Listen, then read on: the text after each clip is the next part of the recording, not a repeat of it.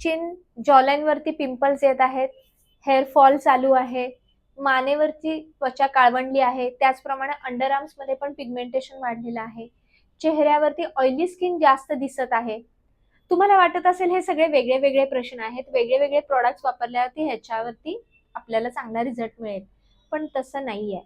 ह्या सगळ्याचं मूळ एकच आहे, पीसीओडी.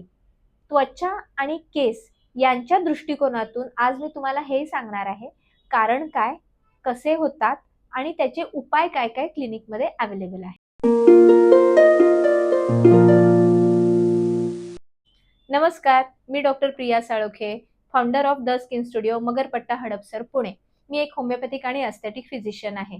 माझ्या क्लिनिकमध्ये येणाऱ्या मोस्ट ऑफ स्त्रियांचा हा प्रश्न असतो, डॉक्टर, चेहऱ्यावरचे ॲक्ने परत परत का येत आहेत, ते कायमस्वरूपी का थांबत नाहीयेत. आता ह्या काही वर्षात माझ्या चेहऱ्यावरती नवीन केस यायला लागलेत, ते जास्त दाट आणि जाड आणि काळे काय यायला लागलेले आहेत. तर ह्या सगळ्याचं कारण एकच आहे, जसं मी बोलले, दॅट इज पीसीओडी. पीसीओडी हा हॉर्मोनशी रिलेटेड प्रॉब्लेम आहे. पीसीओडी मध्ये नक्की स्किन आणि हेअर्स वरती काय इम्पॅक्ट होतो हे एकदा आपण बघूया. पीसीओडी मध्ये तुमचे जे परिपक्व म्हणजे इमॅच्युअर एग्स जे आहेत ते ओव्हरीमध्ये साठून राहतात आणि त्याचे सिस्ट बनतात आणि ते दिवसेंदिवस तसेच वाढत जातात आणि ते मॅच्युअर होऊन फुटत नाहीत. त्याच्यामुळं तुमच्या मेन्सेसमध्ये पण प्रॉब्लेम येतो, इरेग्युलर मेन्सेस तिथे दिसायला लागतात. सो त्यामध्ये जे हॉर्मोन्स तयार होतात त्याला म्हणतात अँड्रोजन्स. अँड्रोजन्स हे मेल हॉर्मोन्स आहेत.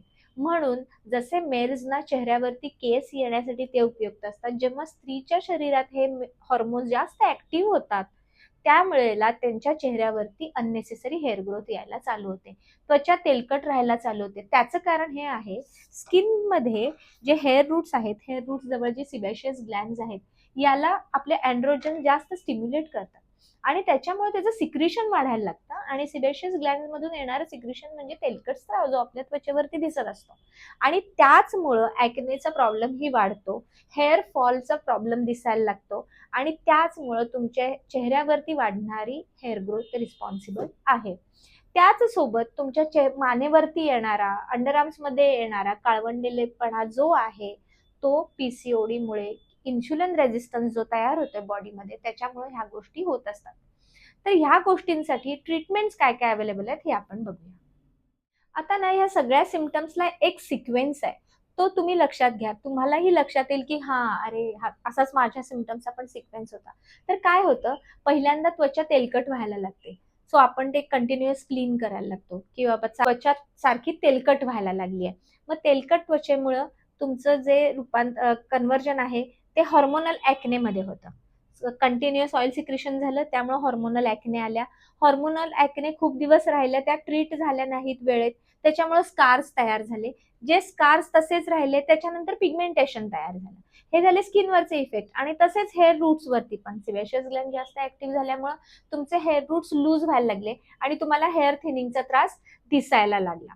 तर ह्याच्यामध्ये जे हॉर्मोनल ॲक्ने आहेत ते थोडेसे वेगळे असतात की ते कंटिन्युअस येत असतात आणि पहिले आलेले ॲक्ने जायच्या आधीच नवीन येत असतात आणि त्याच्यामध्ये पस तयार होणे, लॉंग टर्म राहणे, त्याच्यानंतर पिगमेंटेशन राहणे, अशा गोष्टी व्हायला चालू होतात.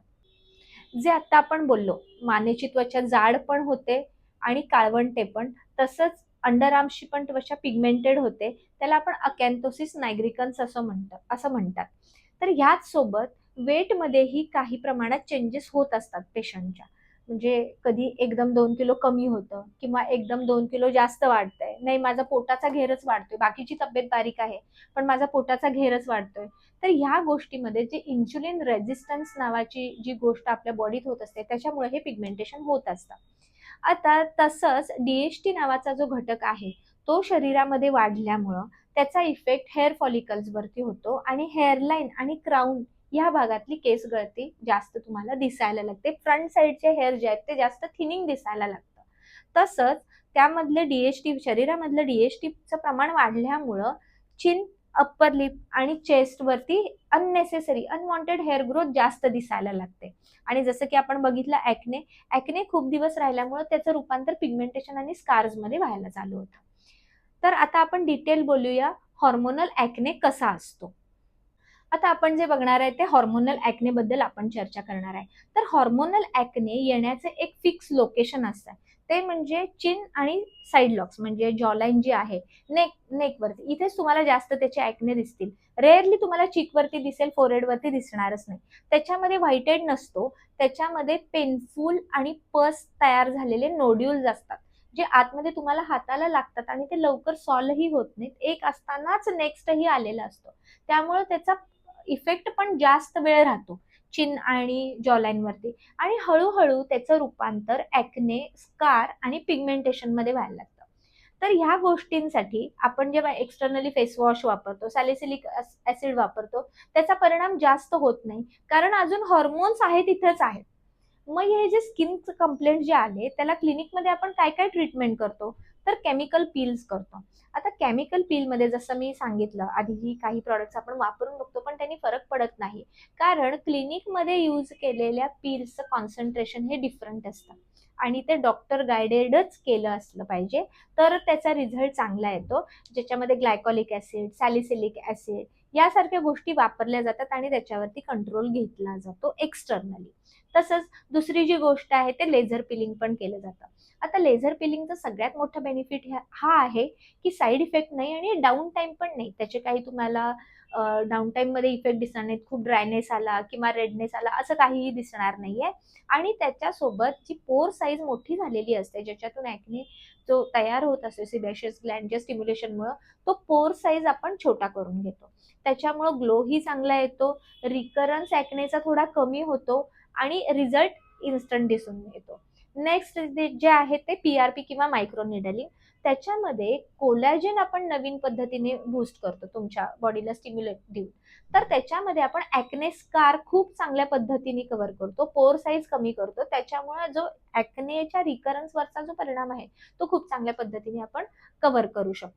आणि ह्या सगळ्या ट्रीटमेंट नंतर दिले जाणारे प्रिस्क्रिप्शन डॉक्टर गायडेड असतील, तर तुमच्या स्किनचा टाईप बघून, सेन्सिटिव्ह आहे, जास्त टॅन्ड आहे, जास्त फेअर आहे, ह्याच्यावरती जे पर्सेंटेज सिलेक्ट करून दिलं जातं, ते फॉर एक्झाम्पल रेटिनॉइडसाठी, नियासिनामाइडसाठी किंवा अझेलिक ऍसिड असेल त्याच्यामध्ये. सो त्याच्यामुळे काय होतं, तुमच्या ओटीसी प्रॉडक्ट्स पेक्षाही खूप चांगल्या प्रमाणात तुम्हाला रिझल्ट त्याच्यामध्ये दिसून येतो. आता हॉर्मोनल ऍक्ने बद्दल जे काही गैरसमज आहेत आपण ते समजून घेऊया.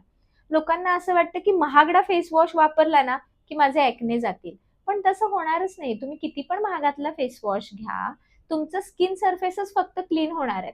त्याच्यावर त्या फेस वॉशचा परिणाम तुमच्या हॉर्मोन्स वरती काय होणार आहे का? नाही. त्यामुळे पहिल्यांदा तुम्हाला इंटरनली पण करेक्शन केलं पाहिजे आणि त्यासोबत एक्सटर्नल केअर केली पाहिजे. एकटी एक्सटर्नल केअर याच्यामध्ये हेल्प करू शकणार नाही.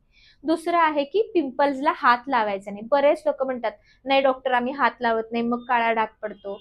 अरे पण हॉर्मोनल ऍक्ने मध्ये त्याच्या आतमध्ये पस असतो, इन्फ्लमेशन जास्त असतं. तो पस जर तुम्ही लवकर बाहेर काढला नाही, तर त्याचा स्कारही तयार होणार आणि पिगमेंटेशन मध्ये पण ते कन्वर्ट होणार आहे. त्याच्यामुळे केमिकल पील्स किंवा लेझर रिसर्फेसिंग सारख्या ट्रीटमेंटनी ते लवकरात लवकर काढून तुम्ही स्किनला बूस्ट दिला पाहिजे कोलॅजनचा, की जेणेकरून स्कार आणि पिगमेंटेशन तिथं तयार होणार नाही.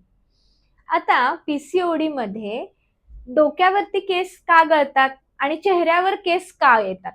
तर ह्याचं रिझन काय आहे की जे डीएचटी म्हणून जे हॉर्मोन आहे, त्याला डोक्यावरचे हेअर फॉलिकल आणि चेहऱ्यावरचे हेअर फॉलिकल वेगळ्या वेगळ्या प्रकारे रिस्पॉन्ड करतात.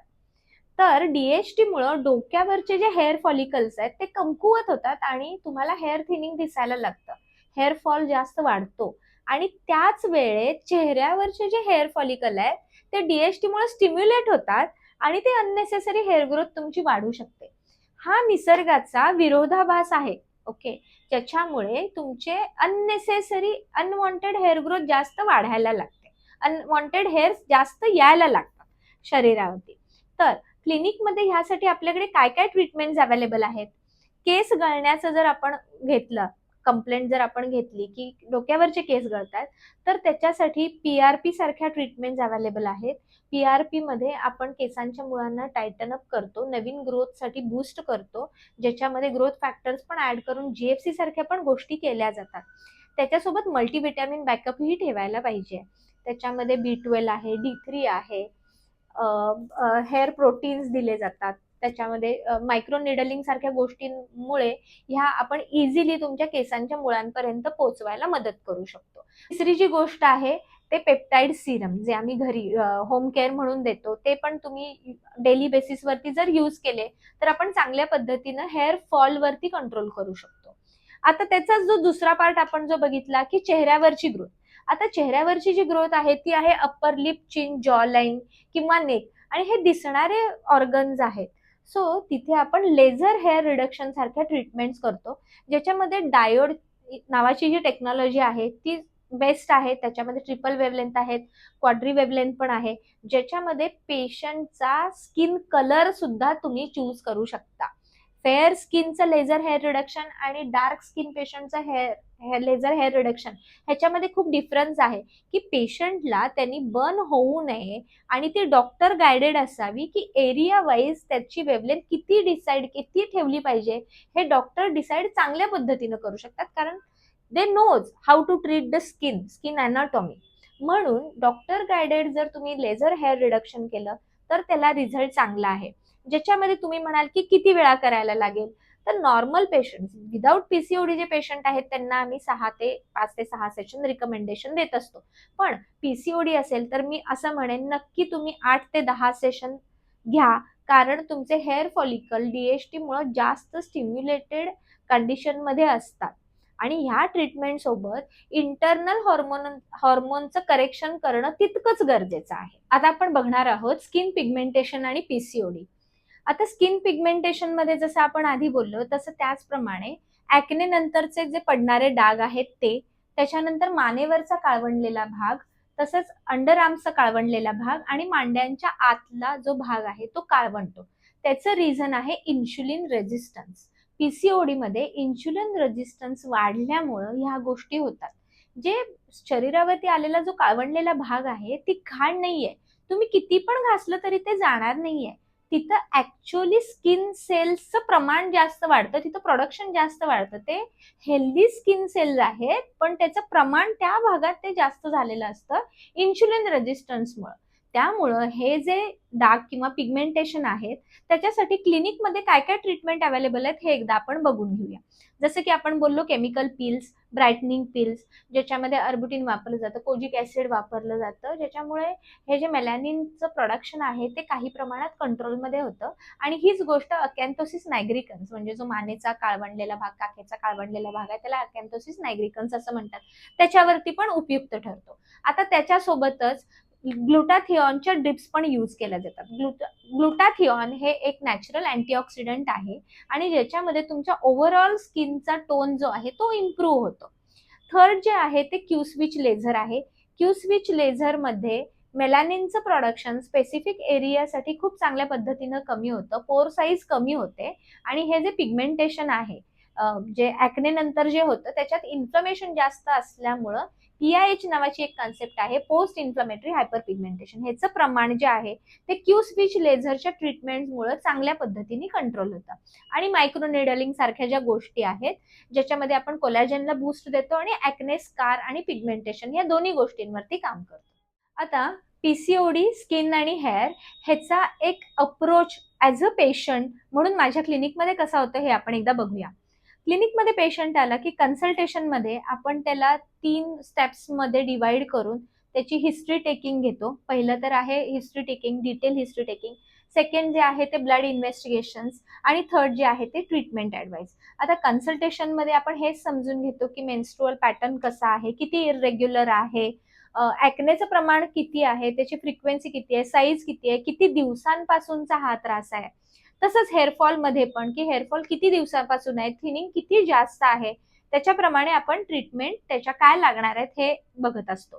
सेकंड जे आहे ते ब्लड टेस्ट. ब्लड टेस्ट मध्ये आपल्याला हॉर्मोनलचं पण सिच्युएशन कळते, हॉर्मोनची पण सिच्युएशन कळते की ते किती कमी जास्त प्रमाणात आहे. ते जर जास्तीच ड्रास्टिकली जर चेंज असतील तर ऑफकोर्स आपल्याला तिथे एक गायनेक ओपिनियन घ्यायला पाहिजे की तिथे आपल्याला ते कसे ट्रीट करायचे आहेत. आणि त्यासोबत जर काही तुमच्या व्हिटॅमिन डेफिशियन्सीज वगैरे जर निघत असतील तर त्याला योग्य सप्लिमेंट दिल्यावरती ह्या चांगल्या पद्धतीनं आपण ह्याला कंट्रोल करू शकतो. आणि ट्रीटमेंटमध्ये जसं आपण बघितलं chemical peels, PRP, GFC, diode पासून लेझर हेअर रिडक्शन आणि होम केअर.